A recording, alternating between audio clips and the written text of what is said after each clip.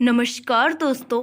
आज मैं लेकर आई हूँ अनिल कश्यप जी की रचना का पार्ट 4। तस्कर सुनैना को अपने अड्डे पर ले गए और उसकी पट्टी खोल दी। सुनैना ने देखा जंगल में एक ऐसा स्थान जहाँ पर काफी सारी लकड़ी की झोपड़ियाँ बनी हुई थी और जगह जगह मशाले या लालटेन रखी हुई थी। कुछ सरकारी अफसर भी वहीं पर उनके साथ बैठे शराब पी रहे थे। सुनैना को डर लग रहा था, लेकिन वो कर भी क्या सकती थी। सुनैना को उन लोगों ने एक झोपड़ी में पटक दिया। उस झोपड़ी में और भी 2-3 लड़कियां थी। लड़कियां सुनैना को देखे जा रही थी। तब सुनैना ने उनको पूछा, आप कौन हैं और यहाँ क्या कर रही हैं? तब एक लड़की जिसका नाम पारसी था, उसने जवाब दिया कि ये लुटेरे हमें शहर से उठा कर लाए हैं और हमारी बोली भी लग चुकी है। कल हमें बेच दिया जाएगा। सुनैना को यह सुनकर बहुत ही ज्यादा धक्का लगा। सुनैना ने कहा कि वो वहां से कैसे निकलेंगे। तब दूसरी लड़की बोली, मैं 5 दिन से यहाँ कैद हूँ, कोई रास्ता नहीं यहाँ से बाहर जाने के लिए। तब सुनैना ने ठंडे दिमाग से सोचा और उस लड़की से पूछा कि ये लुटेरे कैसे उन्हें वहां लेकर आए। तब पारसी ने कहा, उन्होंने कोई नशीली वस्तु उनके खाने में मिलाई थी जिसको वे अपने पास हमेशा रखते हैं। अब सुनैना समझ गई कि वहां से कैसे निकलना है। सुनैना ने उन लड़कियों के कान में कुछ कहा और सबने हामी भर दी। तभी सुनैना ने दरवाजा खटखटाना शुरू किया। तब एक नौजवान लड़का वहां आया और बोला, क्या चाहिए तुझे? सुनैना बोली, मुझे कुछ नहीं चाहिए, मैं तो बस कहना चाह रही थी। क्या कहना चाह रही थी तू? मैं कह रही थी कि ये लोग अकेले शराब पीकर ऊबते नहीं क्या? मतलब? लड़का पूछने लगा। मतलब यही कि मुझे बहुत अच्छा नृत्य करना आता है, मैं सबका मन भी बहला सकती हूँ। लड़के के मन में कुछ उमंग सी आई और वो सरदार के पास गया और उनको बोला। तब उनका सरदार भी खुश हो गया और कहा, उस लड़की को बुला कर लाओ, वैसे भी कल तो उन सबको बेच ही दिया जाएगा। तब वो लड़का सुनैना और उन लड़कियों को साथ लेकर आ गया। सुनैना ने इशारा किया और दूसरी लड़कियां उन जालिमों को शराब पिलाने लगी। उन्होंने अपना रेडियो चालू किया और गाना लगा दिया। सुनैना गाने की धुन पर नृत्य करने लगी। वो तस्कर भी सुनैना के साथ नाच रहे थे। दूसरी लड़कियों ने तस्करों को इतनी शराब पिला दी कि वो वहीं लुढ़क गई।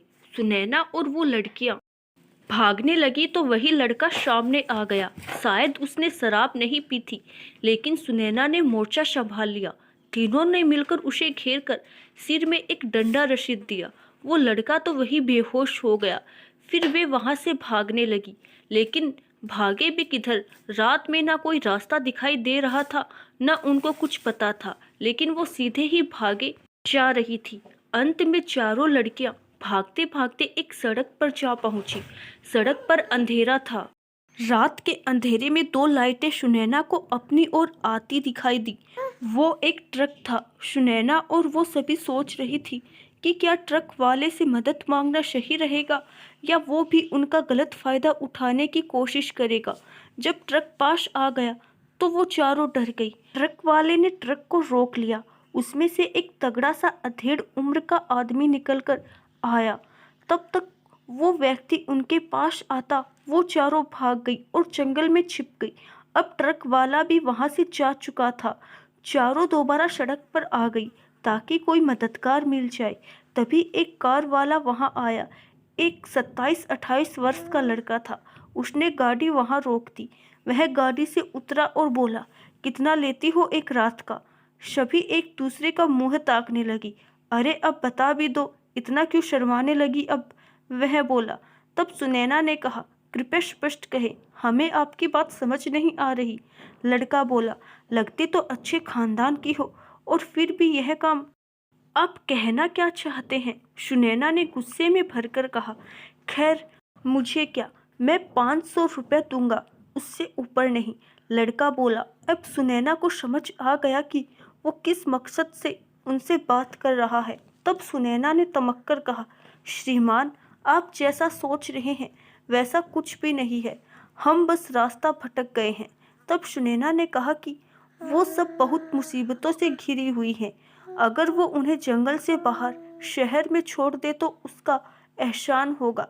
लड़के ने कुछ पल के लिए सोचा और फिर कहा, क्या तुम्हारा चारों का इरादा लूटपाट? सुनैना ने उस लड़के को बताया कि वह फलाना शहर की रहने वाली है। तब लड़के ने सुनैना से सारा परिचय पूछा।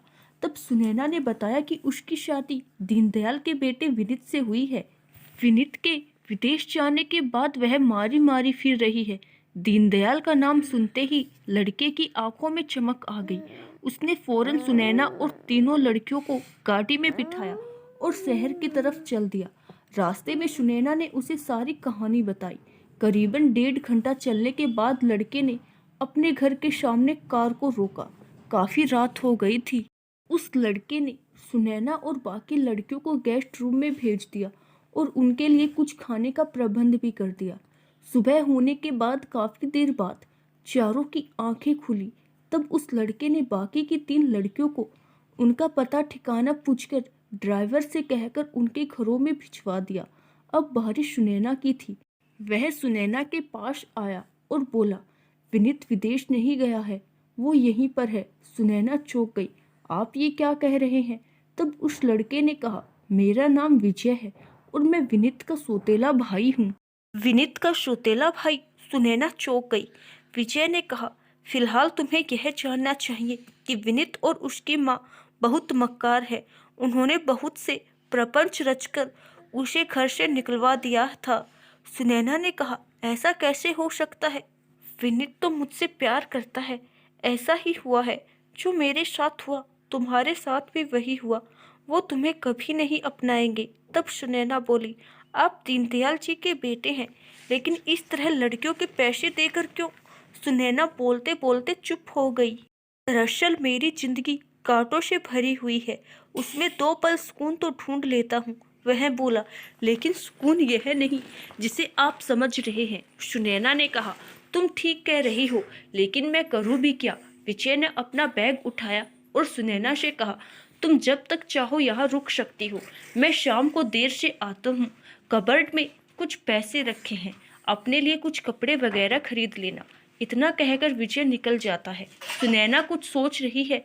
उसे आश्रय तो मिल गया, किंतु एक अजनबी के साथ वो कब तक रह सकती है? सुनैना ने पूरे घर का मुआयना किया। शराब की बोतलें, बिखरे कपड़े और अस्त व्यस्त सामान। सुनैना ने सोचा, जब आ ही गई हूँ तो यह सही कर दूं।